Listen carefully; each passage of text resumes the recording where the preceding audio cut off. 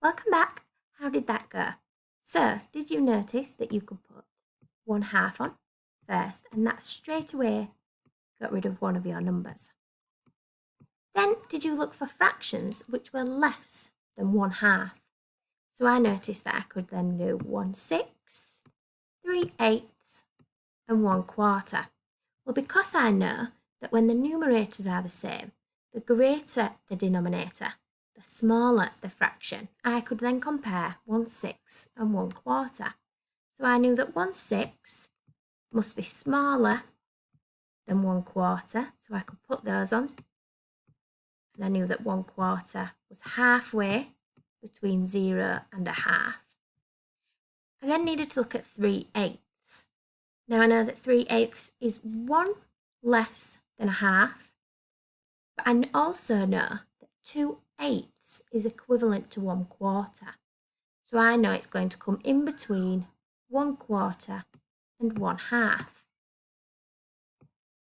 If I didn't know that, I could imagine splitting my whole into 8 equal parts and finding the third equal part. So now I'm left with 8/9 and 7/10. Well, thinking back to what we said earlier, when there is one part missing, so 1/9 is missing from there, but there is 3/10 missing from there. So I know that 8/9 must be closer to 1/2.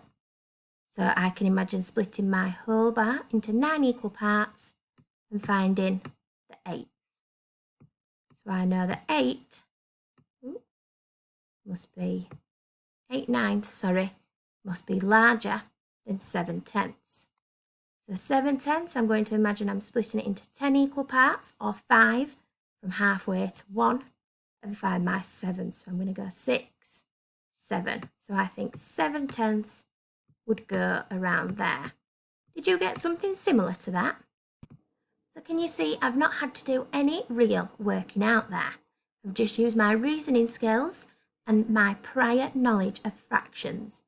And I'm always working off 1/2, starting with if they are smaller or greater than 1/2. Now these fractions have been ordered but have some missing digits, so they go from smallest to largest. Can you use your reasoning to work out what possibilities could go in each gap? So there could be more than one. So how did that go? Did you manage to use your reasoning skills to fill in the missing numbers? So to begin with, I'm looking at 2 unit fractions, so where 1 is my numerator, and I know that when the numerators are the same, the greater the denominator, the smaller the fraction. So I can pick any number that is greater than 4 to go in this box. So you could have picked 5 or 6 or 7 or 8 or anything, as long as it's greater than 4. So I'm going to go with 7 this time.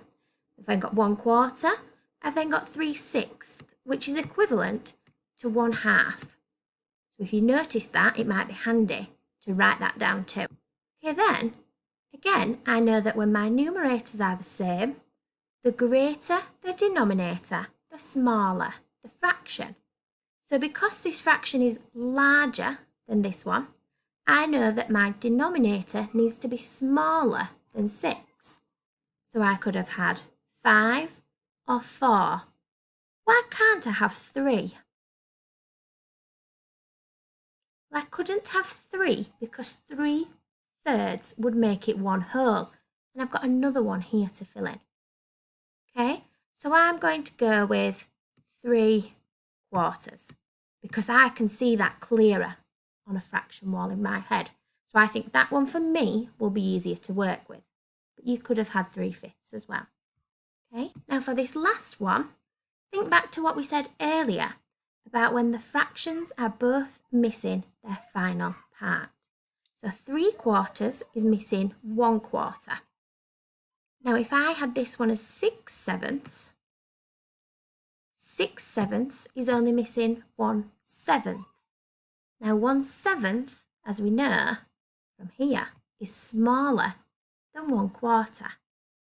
Okay, so I know that 6/7 is closer to 1/2 than 3/4.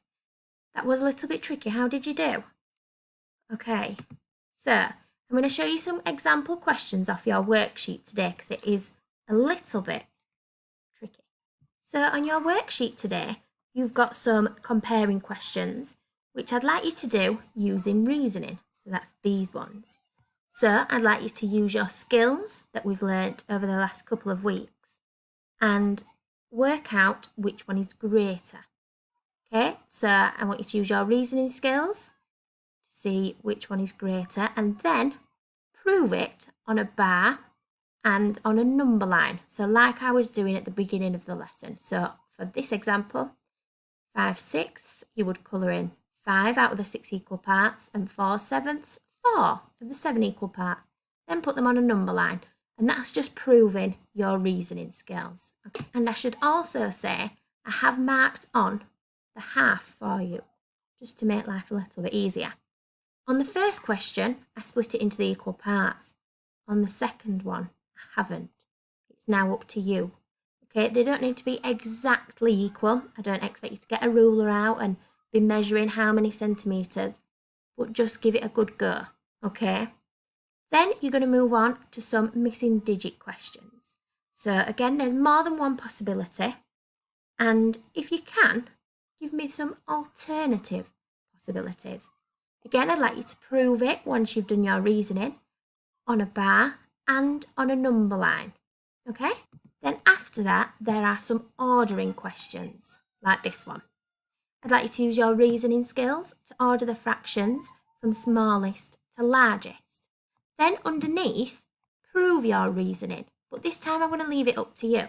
So you could draw a bar, you could draw a number line, or you could do a written explanation. So talk me through what you've done. It can be different each time. It doesn't always have to be the same. You could do one of each.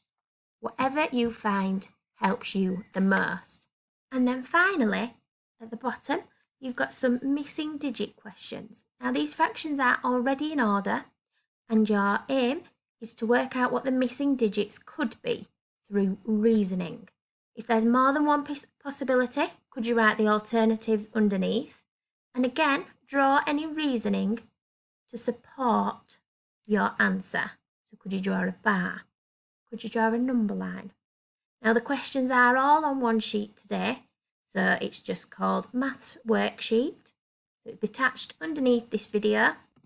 And I know that using reasoning skills can be quite difficult. So give it a go. If you are struggling, you can find the common denominator. We have learnt that skill now. But I'd like you to have a go at reasoning because I know how hard it can be. Okay?